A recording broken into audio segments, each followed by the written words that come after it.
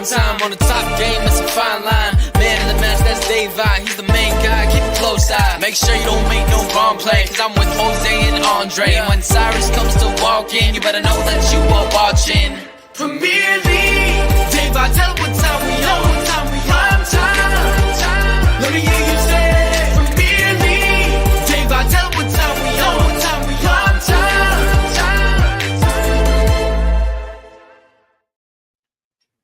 Oh, sorry. Hello and welcome to Premier League Primetime. Arsenal 2, Man United 0. Of course, I'm back with one of the best Man United fan on this earth. No, for any of those who say Mark Goldbridge, do one. No, my guy, every single time, my co-host. Jose, how are we doing? How are we doing today? The match Doing aside. pretty well. The match aside, bad day for me in general. Real lost, Man United lost as well. So, yeah, a tough one today, but it is what it is. We keep moving. And speaking of Man United, it hasn't been not looking great today. Amorim handed his first defeat as Man United coach and manager. Arsenal 2, Man United 0. What are your basic surface level thoughts on the match that unfolded today? Yeah, I mean, I actually think we defended really well. I think that we afforded Arsenal very few chances. I think that we actually had better attacking chances than Arsenal did for the majority of the match. I think we were a little unlucky not to score at least one. I think it was Dallow's shot that came really close in the first half. That could have gone in on another day. So I think that we were a little unlucky there.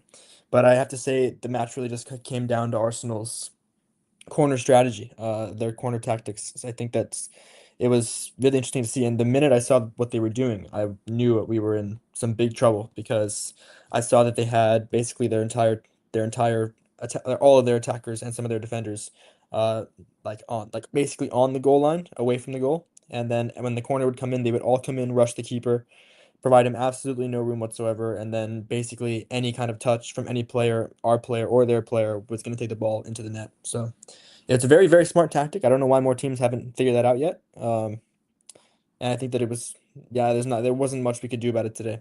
Maybe another day we could have prepared for it better. No, you definitely make a very good point there. Arsenal all season, the thing has been set pieces. At times, it almost seems as if they don't even want to play for goals; they just want to play for set pieces. Even that aside, Arsenal, going to this match, from my point of view, I felt like we really didn't have much to lose, apart from facing the insufferable Arsenal fan base, as we all know that they are. Apart from that, for a few days, we don't really have anything to lose, really. There's no pressure for us. We're a side that's undergoing, huge changes on and off the pitch. Major transitions. I hate using the injury excuse, but we're missing key players. Kobe Mino out, Lissandra out suspended, Luke Shaw injured again, but at this point, does it even count? Probably not. We were missing key components today. When I looked at the starting 11, I was not even a bit. I was stunned to see some of the players that were dropped to the bench after, especially after some of the performances against Everton. I would think that they would be some of the first names on the team sheet. I think Ahmad, for me, was one of the biggest shocks. And I know Amorim's been experimenting, and I understand. He's not even 4 weeks into the job. The knowledge that all of us have known and have had for feels like an eternity about a lot of these players. He's just starting to slowly but surely learn. So I can understand if he's experimenting a bit. But playing Malaste, who hasn't started a Premier League game in 18 months, up against arguably, the best right winger in the league, behind Mo Salah, probably not the best idea. Definitely wasn't his best match. When just looking at a couple of these things, as much as everybody's behind Ruben Amorim, don't you feel like just these small things like this are things to take a look at and maybe question and wonder why the manager has done this? No, not at all. I think that he's just experimenting currently, like you said. I think he's experimenting. I think he's looking for his best team.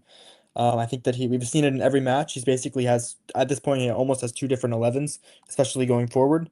I think that it's just he's like you said, he knows we don't have anything to lose right now. We're not in a good position in the table. We're just looking to figure out how we play the best and which players play the best for us. I definitely understand why you would be concerned with Ahmad being left out and Malacia coming in to face obviously Saka after being out for so long. Those are definitely understandable concerns, but it's not something that I think that anyone really needs to be worried about at all. I think that once we're actually in the pressure games, once there are games that really, really matter, we're going to see the right decisions being made. No, definitely, and this isn't huge alarming signs of concern, but just little things that just maybe raise an eyebrow or two. As it's very clear, Ahmed is literally our best attacker. I don't think that's an argument for across the Man United fan base, and to see the performances that he has been putting in, just this season alone, he's been playing well for the vast majority of the season. Even under Ten Hag, for the minutes that he got and was getting, he was playing well. Under Ruud was playing well. Under Amorim, he's been absolutely brilliant. And I was stunned to see that he got dropped. Xerxes, with the performance he put in against Everton, surprised that he got dropped as well for Haaland. But can understand a bit of rotation. Haaland put in an equally, if not better, performance 2 matches ago. So that wasn't surprising at all for me. 2 matches, against Bellingham. Yeah. To be fair, and you could be the first person to testify for this. I gave Haaland and Mount their flowers that they were due. Haaland, yeah, of course. I actually think probably Haaland's best performance I've seen in a Man United shirt. Done a lot of things well. There, definitely. I would say, but I also agree. I think Mount, the one position that I've always thought. I understood why he started. I understood why he picked him up today. Yeah, I definitely understood that. The one position I think that Mason Mount is actually quite good in is that inverted 10 position, just behind a striker, in that what's that formation? 3-4-3. 3-4-3. It's what Glasgow played last year at Palace with the Leeson as a inverted 10. Yeah. I was definitely very surprised on how Garnacho got picked. He hasn't been playing well. Hasn't been playing well for a while, and I think the lack of Gene in recent weeks have now shown. And he's definitely been struggling, and was surprised in a match like this that he was picked. But by all means, could definitely understand a bit, as Amorim was probably looking for high energy, high pressing, just legs in those inverted 10 positions. Was probably why he picked Haaland, picked Garnacho, picked him out. Could understand that side of thinking, but just ended up being the wrong selection. But I mean, I think one thing that's definitely has interested me a lot, right, is seeing Bruno being played in that deeper position. And I didn't think he had the best performance today. But as games gone by, he looks, the deficiencies that we know he has seems to be masked a bit over. In regards to that specific positional change that we've seen from Amorim, what have your thoughts been about it? And also in the context of today's performance? I don't mind it. I don't think he was bad today. I think that he can play. I think he can play pretty comfortably as a deeper midfielder, and he can also play as one of those 10s. So I think that it doesn't really matter to me, to be honest, where he plays. I think he's quite good in both positions. He can be. So. And lastly, before we get to Ruben Amorim, Lenny Yoro making his Premier League debut against a team who he actually got injured against in preseason in the summer. Funnily enough, against Arsenal. The small cameo that he had. Any brief surface level thoughts on that? I thought he was good. I thought he was solid.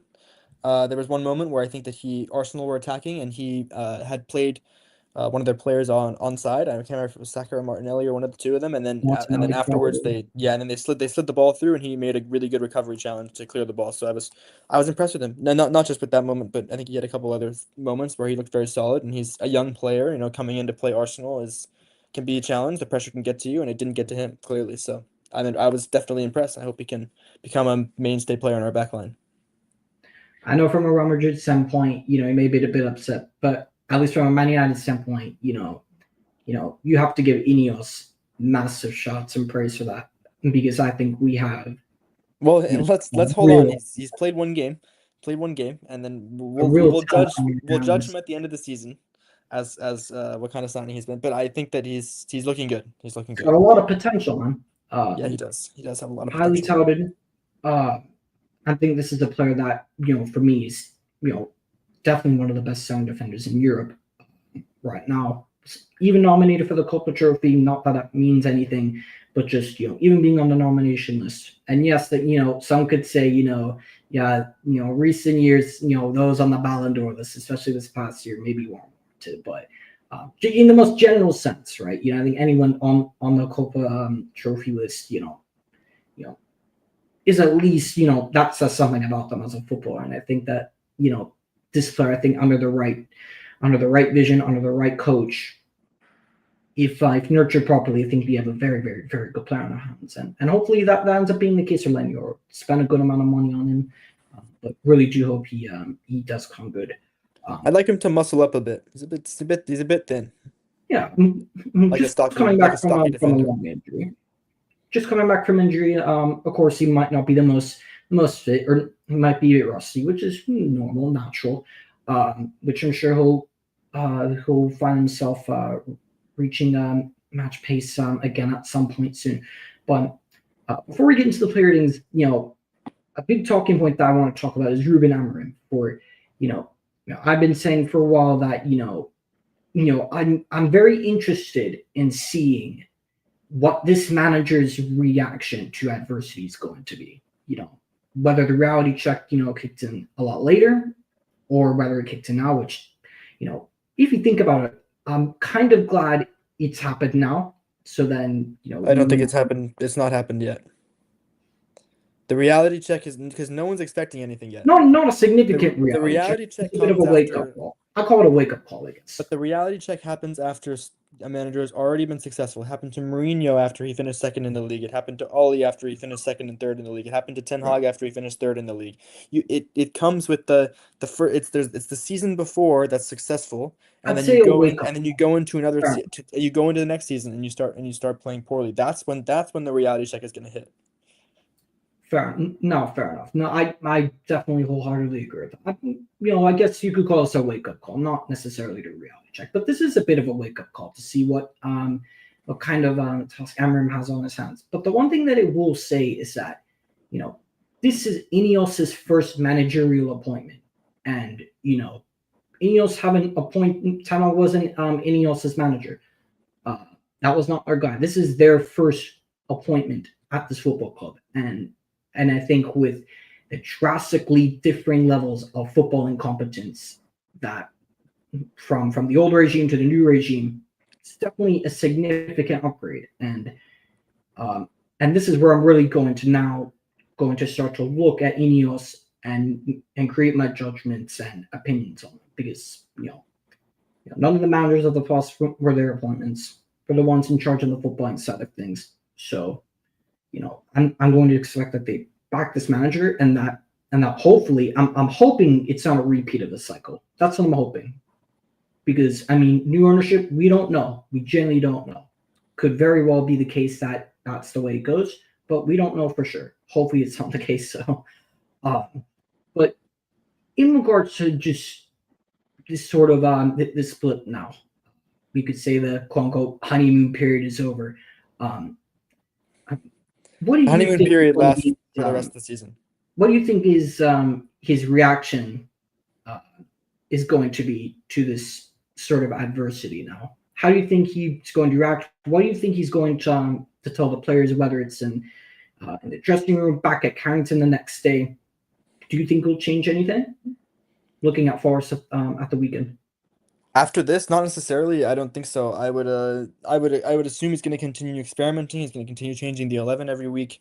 I don't think, like you said, I just don't think that this match is really a wake-up call at all. I don't think it really changes anything. I think that the honeymoon period really is going to last for the rest of the season. I think that we could finish 15th this season and he still wouldn't be judged, and that would be fair. until the next season when he gets his players in, and then we have a real run at it next season and we see how he does. But I think that it's for him, it's just going to be for what you said about how he's going to handle adversity. I would hope that he handles it in a similar way to Erik ten Hag. To be honest with you, I think that he handled it very, very well. When he had Sancho, who was showing up late or having a bad attitude, he took him out of the team, which was the exact thing that I would have done. When he had Ronaldo coming out, making a bad statement, he banished him from the team. I think that if he handles it that way, I think that he'll do well, and I think that he should do well. But it's about whether or not we, the fans, want to break the cycle. Because, like you said, you're hoping for a change in the cycle, but we, the fans, have the power to break the cycle by backing the manager through thick and thin, no matter how poor he is, no matter how poor people think he is, at least. No, and I definitely agree with some of the things that you said. To a certain point of view, you don't want to be an Ole Gunnar Solskjaer. You don't want to be the nice guy all the time. You need to have some sort of a strictness about you, an ability to sort of lay down the law, I guess. But I think the issue with Ten Hag was that he was too much in that direction, and I think and I'm not saying the manager's got to be best mates with the players, because that's not the manager or coach's job. That's not a job at all. But I think to have someone that has that mentality and mindset, but also the ability to have that sort of capability to also relate to the players and knowing what it's like to be in their footsteps and not being too incredibly old, I think that's kind of the balance we're looking for. And I think having, the best of both worlds is always a good thing. Not being either too authoritarian or not being too much of the Ole Gunnar Solskjaer. I think finding, taking the good principles from both and mixing them together. That's what I'm hoping Amorim is. From what I've seen and for just kind of the impressions I'm getting from him, he's definitely not afraid to be ruthless when he wants to be. But also at the same time, he looks like the kind of manager who's not going to outright, throw someone under the bus just to mask over their own deficiencies or to make poor excuses. Even in the 4-0 win against Everton, he could have gone and praised and sung songs about how everything was great. No, he still found things that weren't good enough. And he said, this isn't good enough. This needs to get better. This needs to get better. However, this is not going to change instantly. It's going to take a little bit of time. Just come in. It's going to be a brand new system. The players are overthinking. That's normal. Just things that just make sense. And just from what I've seen so far, I've been, very impressed, not only just by his coaching, but by how clearly and coherently he's been able to convey his message to the fan base, to the club, to his style of play, to the owners, and just to all the neutrals just watching. It's very clear to everybody what his style of play is, what his identity is, what kind of character he is. And I think, that's a really, really important thing. And when you make that clear, I think from the very, very beginning and from the get-go, you're already going to have a lot of people on side. And straight away, it definitely has me on side, as it should for me have everyone. There's no reason to be Amorim out whatsoever. Oh no, I'm Amorim out. This is unacceptable, this result. It's unacceptable. We're going to sack him sooner or later. It might as well be now. Who would you replace him with? Bring back Ten Hag. Ten Hag, Ollie, any of them. Oh my Van Gaal would be good. Speaking of Ten Hag, I saw something interesting. Apparently, he's been linked with the RB Leipzig job as if Marco Rose gets sacked. Apparently, he's their number one candidate. Yeah, they RB Leipzig for that fan base, my prayers go out to you. Because the football you're going to watch is not going to be enjoyable. But getting into the individual player ratings for this 2-0 loss against Arsenal, starting off in goal, Andre Onana, which, again, I'm going to keep backing what I've said. Yes, you can say, there's Ederson and Alisson and David Raya. For me, when I look at, the task and the job that he has, and for what he's been able to produce, Onana for me is the best goalkeeper in this league. David Raya has an incredible defense in front of him. Alisson is a very good goalkeeper, but you look at that incredible defense in front of him. Ederson has been spoiled for years by having a very good defense in front of him, and now it's beginning to crumble. Robert Sanchez, let's send them better. Vicario, good goalkeeper, but also has a very, very good sort of defensive fundament as well. Onana has had to deal with the horrendous systemic issues of this Man United side. Tactically, structurally, players who were just outright poor, not good enough for over a season now.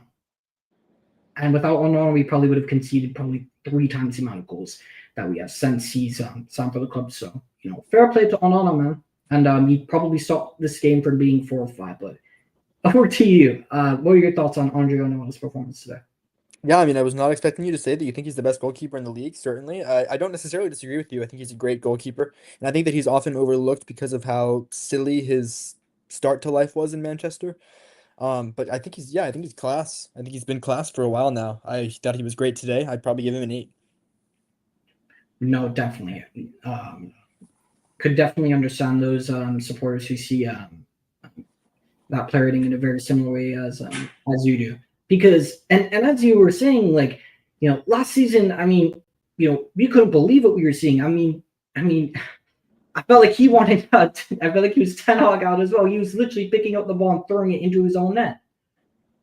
Literally. And since Ten Hag has been gone, just seems like nothing can get past him at the moment. So it seems like Ten Hag gone as well. Maybe he had Davis in his ear. Maybe that's what it was. But starting with the 3 center back defensive line in front of the goalkeeper. Starting off with Harry Maguire, who, to be fair, thrown into this match today, into a very difficult match, but hold his own. It's unfairly, right? But what matters is your thoughts more than anything. Your thoughts on Harry Maguire's performance today? I don't think he was bad. I'd give him a 6, maybe 6.5, just maybe a little above average. Fair enough. Matthijs de Ligt on the right-hand side of that. I thought he looked good. I'd probably give him a 7. I thought he was honestly unlucky. I think Raya made a really good save on one of his headers, so I think he was unlucky not to score today. But he was good. I feel like at times he struggled a bit with the pace with Martinelli, but I feel like a lot of defenders who aren't the quickest are going to struggle with just the outright pace. Someone like Martinelli. Because there's the one thing Martinelli has, it's blistering pace. And for a defender, at times isn't the quickest and can be a bit slow at times. It's definitely not going to be the easiest paddle to face. Definitely struggled a bit, but didn't do horribly. Yusuf Mazraoui, who I have deemed to be the best Premier League signing this season when you look at the money spent on him. Yeah, I think he probably is. I thought he was solid again today. I'd probably give him a 7. Into the midfield pivot, starting off with Bruno Fernandes in that double pivot. I give him a 6. I don't think he was bad. I didn't see very much that was good from him either. Manuel Ugarte alongside him. I thought he was fairly good today. I thought he was making good interceptions. I thought he wasn't losing the ball very much as he has been in previous matches. I'd probably give him a 7. Into the wing backs. We'll start with Diogo Dalot on the right hand side at right wing back. Yeah, he got into some good areas. He obviously missed that chance. I'll probably take points off. Yeah, take points off maybe for that. But I don't know. I wouldn't say he was bad today. I'd probably give him a 6. Yeah, fair enough. I mean, I just found that to be rather so unlucky, but fair enough. Should have, regardless, can definitely see the argument. Should have put that away from the proximity he was from the goal. Taro Malacia playing at left wing back.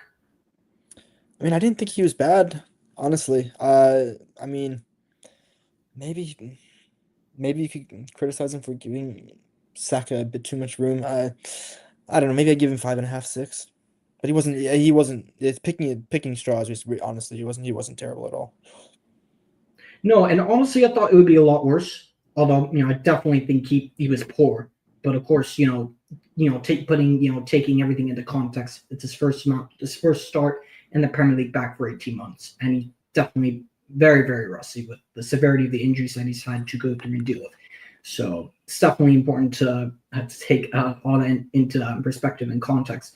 But definitely was a very, very, very difficult first welcoming game back to be up against one of the premium wingers in the league, and definitely thought he would have done a lot worse, but somehow exceed expectations there. So I can definitely understand that rating. Into the front three, with starting off with the inverted tens, Alejandro Garnacho on the left hand side. Yeah, didn't see much going forward from him at all. Probably give him a 4. Mason Mount on the right hand side. I didn't think he was bad. Obviously didn't contribute too much going forward either, though, so I'd probably have to give him a 6. And up front as the main striker, Rasmus Højlund up front. Yeah, didn't get much at all. Probably have to give him a 5, to be fair. Substitutions off the bench, starting off with Ahmad, who I think it's warranted to give him a player, and he played 45 minutes, but the increase and the level of quality, it's just so evident. And it annoyed me so much how we were struggling to get anything from our right-hand side when we were going up against a left-hand side of Gabriel Martinelli, Zinchenko, and Kivior. And the moment Ahmad came on, he was just tearing that side apart. And done well. But your thoughts on Ahmad today? Yeah, looks better than Garnacho, certainly. Better than Mount. I'd give him, 6.5, 7. Marcus Rashford, Joshua Zirkzee coming off the bench at around the same time. I think Rashford. Yeah, I know. That one just had to give away that corner. I know. Honestly, what I honestly perceive it to be, I generally just thought it was just either lapse of concentration, wasn't on his toes. I don't think it was just anything more like, in my honest opinion. I could be completely. I just don't think he recognized the severity of giving Arsenal a corner. I just don't think he understood how dangerous they are corners. Or just wasn't thinking a lot of concentration. I don't know what it was. I'm finding it difficult to explain or even remotely defend what that was. I honestly can't believe I'm criticizing a player for giving away a corner, but against this Arsenal team, you have to. It's perfectly valid. Yeah, because that's all they score off of, and set pieces at this point. Rashford and Zirkzee off the bench at around the same time. What did you give them? 6, 5, 5.5. Talked about Lenny already. I think standard 5, not really enough time. Anthony standard 5, not really enough time. And lastly, the manager, Ruben Amorim. I don't think he got very much wrong today. I understand your concerns with leaving out Ahmad and starting Malacia, but I wouldn't take it away from him at all, to be honest. I'd probably just give him a 6. No, of course. This is something that definitely genuinely shocked me, as for how the way we have seen this manager talk about Ahmad, talk about Mazraoui, saying Mazraoui, he's our future, speaking so highly of Ahmad. Talking about the new contract, saying he wants Ahmad to stay, Ahmad wants to stay, everything's going great with that. Was just very, very surprised to see him drop, whether it was for rotation or I don't know what it was, especially in a game like this. And anytime we play against Arsenal, regardless of how rubbish either of us are, it's always going to be a big match, big occasion. So it's definitely a bit surprising to see that, but he's in the experimenting phase, so definitely always have to keep that in mind. With the end of the player ratings, looking ahead to Nottingham Forest, and seeing the result that we have gotten today with the team selection, what would your preferred team be? If you're Amorim, what team are you going to pick against Nottingham Forest back at home at Old Trafford? Yeah, Nottingham Forest is going to be a tough match. They've been doing very well this season. I think they're still above us in the league, so it'll be a tough one. I would go obviously Onana in goal. I'd go Lissandro will be back, so I'll get Lissandro de Ligt.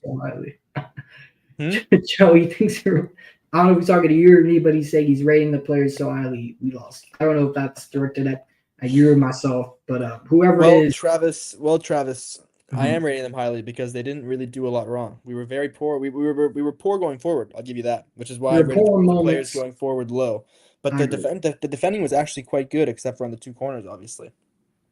That's And my you also response to have to that. take context significantly.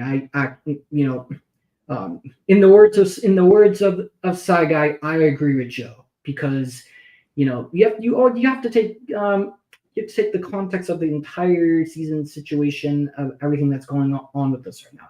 You also said, "Are you okay with one game?" And you're saying that absolutely off my speed, but at the end of the day, as both of us are saying, he's in an experimenting phase.